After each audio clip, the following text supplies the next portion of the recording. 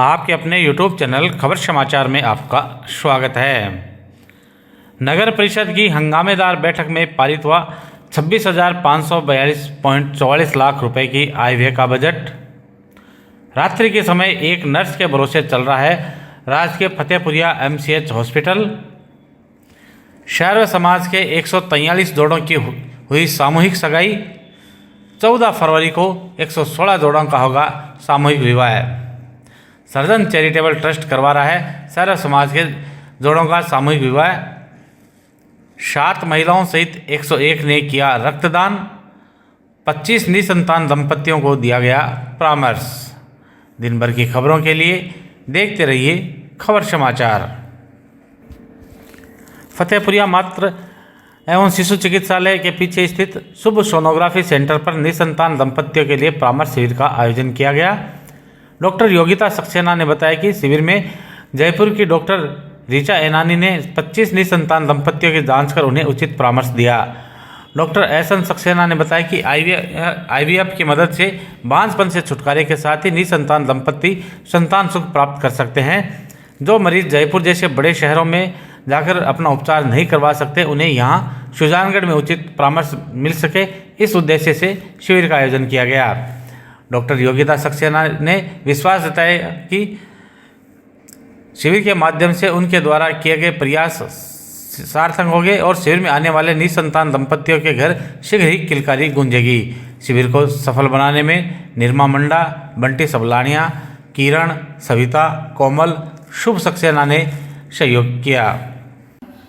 शुभ sonography centre पर आज हमने एक इनफर्टिलिटी का कैंप का आयोजन किया है, जिसमें हमने डॉक्टर ऋचा एनानी जो जयपुर में जीवा IVF पर कार्यरत हैं, उनको बुलाया है। और इस कैंप का आज बहुत शॉर्ट टर्म में हमने कैंप आयोजित किया, फिर भी हमारा अच्छा रेस्पॉन्स रहा। कम से कम 15 से 20 लोग इस कैंप में आए और आप कैंप में अभी भी लगातार लोगों का आना जारी है। और इसमें जो लोग 15 से 20 साल जिनके बच्चे नहीं हो रहे हैं और सुजानगढ़ में ऐसी पॉपुलेशन जिनको जयपुर ना जाके यहाँ पे लाभ मिले, ये सोचकर हमने आज इस कैंप का आयोजन किया है। नमस्ते, मैं डॉक्टर ऋचा एनानी जीवा IVF जयपुर से।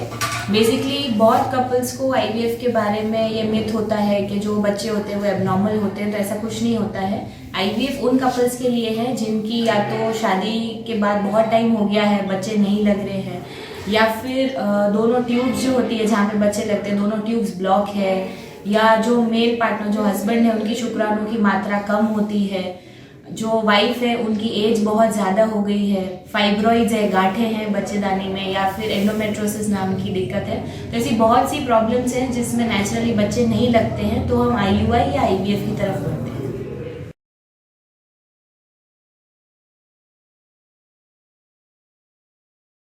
क्षेत्र के प्रसिद्ध हास्य कलाकार एवं चित्रकार स्वर्गीय फतेहचंद रेणीवाल की पुण्य स्मृति में उनके सुपुत्र मनोज कुमार रेणीवाल के सौजन्य से जय सेवा संस्थान द्वारा रक्तदान शिविर का आयोजन किया गया।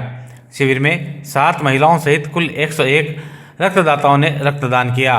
भामाशाह जुगजीवनी देवी रेणीवाल, विदासर प्रधान संतोष मेघवाल, कनोई बालिका स्कूल के प्रधानाचार्य सरोजवीर पूनिया, अरविंद सोनी, गोविंद जोशी, प्रहलाद नारायण माटोलिया ने स्वर्गीय फतेहचंद रेणीवाल की तस्वीर पर श्रद्धा सुमन अर्पित कर शिविर का शुभारंभ किया।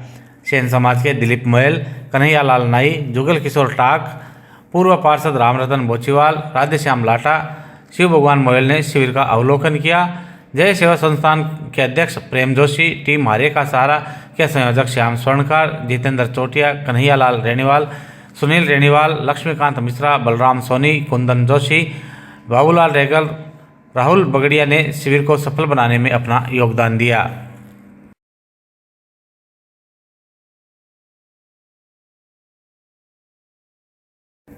सर्जन चैरिटेबल ट्रस्ट द्वारा सालासर की श्री बालाजी गौशाला में सर्व समाज के 113 जोड़ों की सामूहिक सगाई करवाई गई।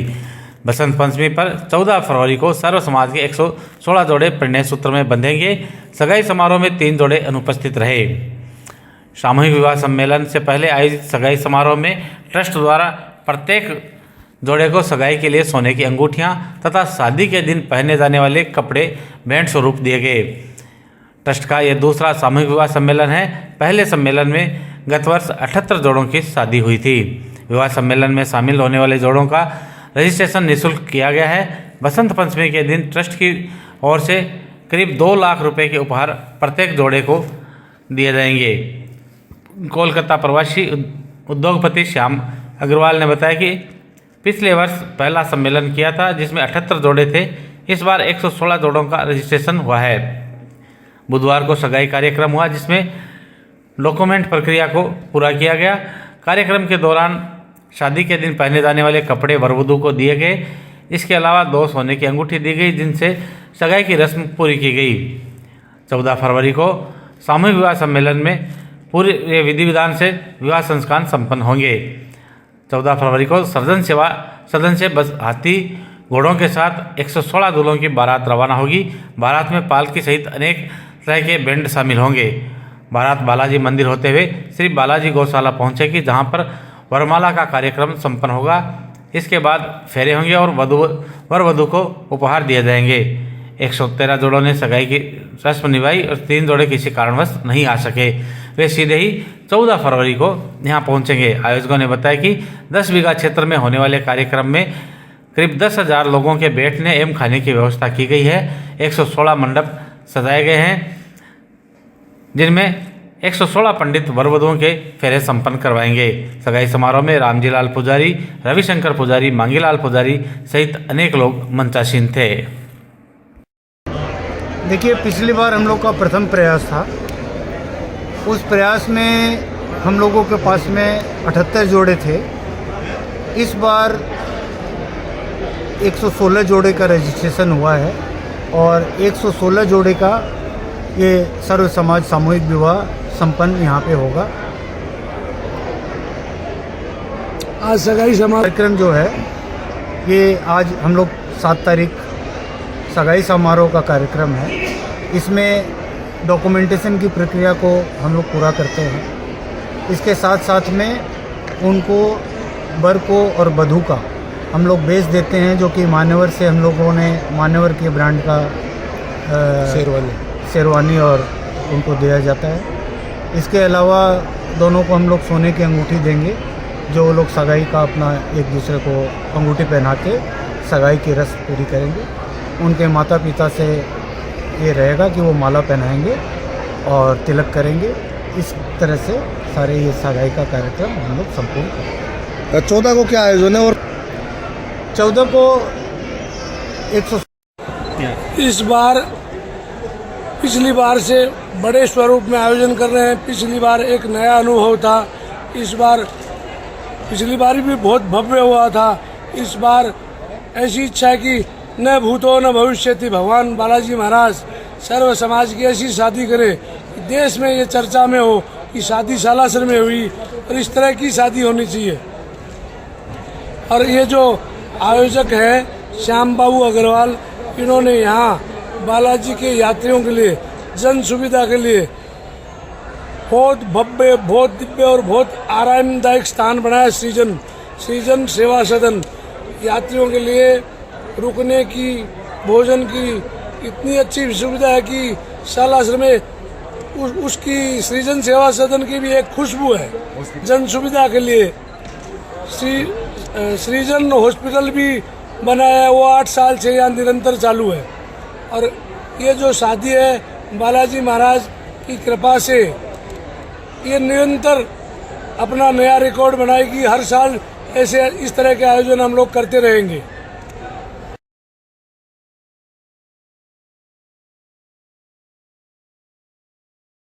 सभापति नीलोफर गौरी की अध्यक्षता में आयोजित नगर परिषद की बजट बैठक हंगामेदार रही। बैठक में 26,542.44 लाख रुपए के आय व्यय का बजट पारित किया गया। बैठक शुरू होने पर नगर परिषद के लेखाधिकारी भंवरलाल मेहरा ने बजट पढ़ना शुरू किया। करीब 10 मिनट बाद भाजपा पार्षद तनसुख प्रजापति ने बजट के पढ़े हुए कुछ बिंदुओं पर चर्चा करनी चाहिए, लेकिन लेखाधिकारी बजट पढ़ते रहे, जिस पर भाजपा पार्षद मनोज पारीक ने लेखाधिकारी के पास जाकर उन्हें बजट पढ़ने से रोका। इस पर भी लेखाधिकारी द्वारा बजट पढ़ना जारी रहा तो भाजपा पार्षद हरिओम खोड़ ने लेखाधिकारी के पास पहुंचकर उनके माइक का तार निकाल दिया। कांग्रेस पार्षद एडवोकेट सलीम खान गाजी ने वहां पहुंचकर माइक का तार वापस लगाया। इस दौरान विपक्ष के पार्षद लेखाधिकारी के पास पहुंच गए और सत्ता पक्ष वहां बजट पढ़ने और विपक्ष बजट नहीं पढ़ने देने को लेकर आपस में उलझ गए। हंगामे के दौरान उपनेता प्रतिपक्ष रिचपाल बिजारनिया ने बजट की प्रति फाड़ दी। कांग्रेस पार्षदों का कहना था कि लोकसभा विधानसभा में बजट पेश होने के बाद उस पर चर्चा होती है, जबकि भाजपा पार्षदों का कहना था कि बजट को पढ़ने के साथ साथ बिंदुवार चर्चा हो, क्योंकि बजट पेश होने के बाद बहुमत के आधार पर पास करवाकर सत्ता पक्ष बैठक का समापन कर देता है और उस पर चर्चा नहीं हो पाती है। उपसभापति अमित मारोठिया, आयुक्त दिलीप शर्मा की समझाइश पर करीब आधे घंटे तक चले हंगामे के बाद बजट पर बिंदुवार चर्चा शुरू हुई। नेता प्रतिपक्ष जयश्री दादीस ने चर्चा में भाग लेते हुए बजट को आंकड़ों का भ्रमजाल एवं हवाई बजट बताया, जिस पर आयुक्त दिलीप शर्मा ने कहा कि बजट अनुमानित होता है, जिसमें आय और व्यय के अनुमानित आंकड़े शामिल किए जाते हैं। पार्षद तनसुख प्रजापति ने बजट में रखी गई अनेक मदों के पहले के बजट की अनुमानित आय एवं वास्तविक आय के बड़े अंतर की ओर ध्यान आकर्षित करते हुए कहा कि पिछले बजट में विभिन्न मदों में रखी गई अनुमानित आय के आसपास भी नगर परिषद उन मदों में आय नहीं कर पाई है, तो फिर कमी कहाँ है, इस पर विचार होना चाहिए कि गत बजट के अनुमानित आय के लक्ष्य की प्राप्ति क्यों नहीं हो पाई। पार्षद गौरव इंदौरिया ने कहा कि ऐसी क्या मजबूरी है जो नगर परिषद को अपनी ज़मीनें बेचनी पड़ रही है। विकास कार्यों के लिए नगर परिषद द्वारा भामाशाहों से ज़मीनों की मांग की जाती है, वहीं दूसरी ओर नगर परिषद अपनी ज़मीनें बेचने पर उतारू है। पार्षद पंकज गासोलिया ने कहा कि मांडेता आवास योजना में आवेदकों को प्लॉट के पट्टे दे दिए गए, लेकिन उनका सीमा ज्ञान आज तक नहीं किया गया है और वे सीमा ज्ञान के लिए लंबे समय से नगर परिषद के चक्कर लगा रहे हैं। उनका समाधान नहीं किया जा रहा है और ना ही मांडेता आवासीय योजना का डेवलप किया जा रहा है। पार्षद बाबूलाल कुलदीप ने केंद्रीय बस स्टैंड शुरू करने की मांग की। इसके बाद आयुक्त दिलीप शर्मा ने निरस्त हुई बैठक में शामिल कुछ मुद्दों पर चर्चा के लिए सदन की अनुमति चाहिए तथा चर्चा शुरू करवानी चाहिए, जिस पर भाजपा पार्षदों ने आपत्ति की। वहीं पार्षद बाबूलाल कुलदीप ने शोर शराबे के बीच निरस्त हुई बैठक में शामिल एजेंडा को पढ़ना शुरू कर दिया और साथ ही पार्षदों से उनका समर्थन करने के लिए कहा। इसी शोर शराबे के बीच पार्षद इकबाल खान ने कहा कि प्रतिवर्ष बजट में नगर परिषद क्षेत्र के विकास के लिए विधायक एवं सांसद निधि का प्रावधान रखा जाता है, लेकिन सांसद द्वारा आज दिन तक अपनी निधि से एक पैसा नगर परिषद को नहीं दिया गया है। उन्होंने भाजपा पार्षदों से कहा कि सुजानगढ़ सांसद के संसदीय क्षेत्र में ही आता है और आप उनसे सुजानगढ़ के विकास के लिए सांसद निधि से कुछ राशि क्यों नहीं स्वीकृत करवाते।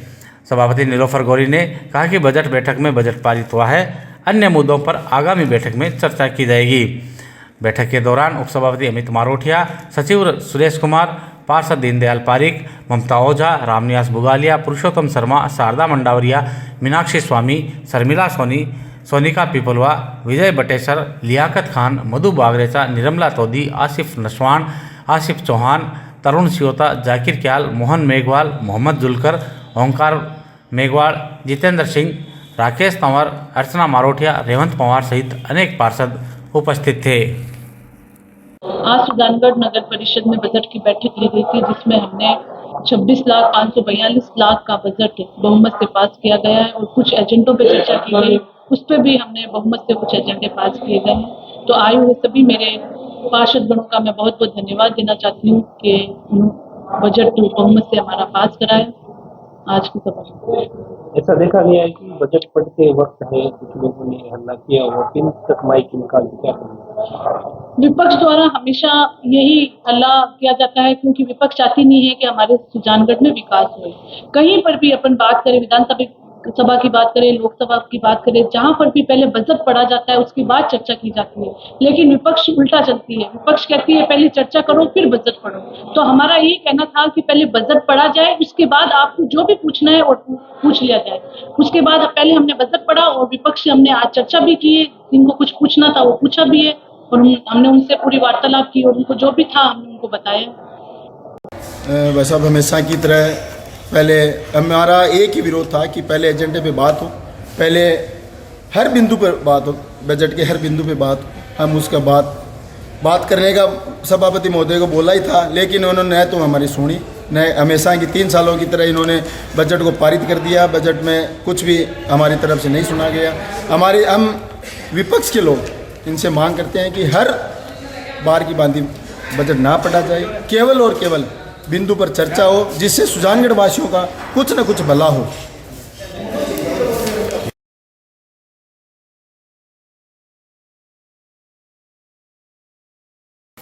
अगर रात के समय आपका बच्चा बीमार होता है तो सुजानगढ़ के सरकारी अस्पतालों में जाने के बजाय सीधे ही सीकर या जयपुर चले जाएं, क्योंकि रात के समय राजकीय बगड़िया जिला अस्पताल में बच्चे का डॉक्टर नहीं है कहकर राजकीय फतेहपुरिया एमसीएच भेज दिया जाता है, और एमसीएच है कि चिकित्सक के स्थान पर एक नर्स के भरोसे रात के समय चल रहा है। चिकित्सक ऑन कॉल वहाँ आते हैं और आते ही जांच करने की औपचारिकता को निभाकर रेफर कर देते हैं। सारोठिया गांव के विकास भामू ने बताया कि मंगलवार की रात करीब 12 बजे उनके गांव के जीवन राम अपनी पत्नी व परिजनों के साथ अपनी बच्ची ज्योति के इलाज के लिए सुजानगढ़ के राजकीय बगड़िया उप जिला अस्पताल गए, जहां पर उन्हें कहा गया कि यहां पर बच्चों का डॉक्टर नहीं है, एमसीएच में जाओ, जबकि बगड़िया अस्पताल में नाइट ड्यूटी पर तैनात चिकित्सक आपात स्थिति में मरीज का उपचार करने के लिए ही होता है। अब वह बच्चा है या बड़ा है, इसमें क्या फ़र्क है, लेकिन बीमार बच्चे के परिजनों को बच्चों का डॉक्टर नहीं होने का बहाना बनाकर एमसीएच भेज दिया गया। एमसीएच पहुंचकर पर्ची काउंटर पर पूछा कि बच्चों का डॉक्टर मिल जाएगा क्या, तो बताया गया कि फ़ोन कर डॉक्टर को बुला लेंगे। उसके बाद परिजन लेबर रूम पहुंचे, जहां पर उन्हें एक नर्स मिली, जिसे कहने पर उसने बच्चों के डॉक्टर को फ़ोन किया और बच्ची के परिजनों से कहा कि डॉक्टर आ रहे हैं। वे इंतज़ार करते रहे, बच्ची की तबीयत बिगड़ती रही और बच्ची व उसकी माँ लेबर रूम के बाहर डॉक्टर का इंतज़ार करते हुए रोते रहे।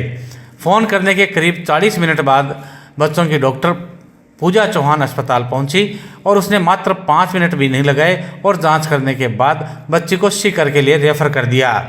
रेफ़र करने के बाद करीब 40 मिनट बाद एम्बुलेंस आने पर वे बच्ची को लेकर सीकर चले गए। ज्ञात रहे कि कुछ दिन पहले एसडीएम ने निरीक्षण के दौरान एमसीएच में रात्रि ड्यूटी पर 2 नर्स की ड्यूटी लगाने के लिए कहा था, लेकिन उसकी आज तक पालना नहीं हुई। करीब 500 की ओपीडी का अस्पताल रात्रि के समय एक नर्स के भरोसे लेबर रूम और बच्चों के वार्ड की देखरेख चल रही है। रात्रि के समय गंभीर मामला आने पर इनके पास रेफर करने के अलावा कोई दूसरा विकल्प ही नहीं है। एमसीएच की व्यवस्थाओं को लेकर अनेक बार शिकायतें हुई है, लेकिन व्यवस्था यह है कि सुधरने का नाम नहीं ले रही है या फिर इन्हें सुधारना नहीं चाहते हैं। अस्पताल की अव्यवस्थाओं को लेकर गत दिनों पंचायत समिति में हुई ब्लॉक स्तरीय अधिकारियों की बैठक में भी जिला कलेक्टर पुष्पा सत्यानी ने पीएमओ से व्यवस्था में सुधार करने के लिए कहा था, लेकिन लगता है कि अस्पताल प्रशासन जिला कलेक्टर एवं उपखंड प्रशासन से भी बड़ा है, जो जिला कलेक्टर एवं एसडीएम के निर्देशों की पालना करने से लगातार परहेज कर रहा है। शायद राम जी को भी नहीं पता होगा कि अस्पतालों की बिगड़ी हुई व्यवस्था कब और कैसे सुधरेगी।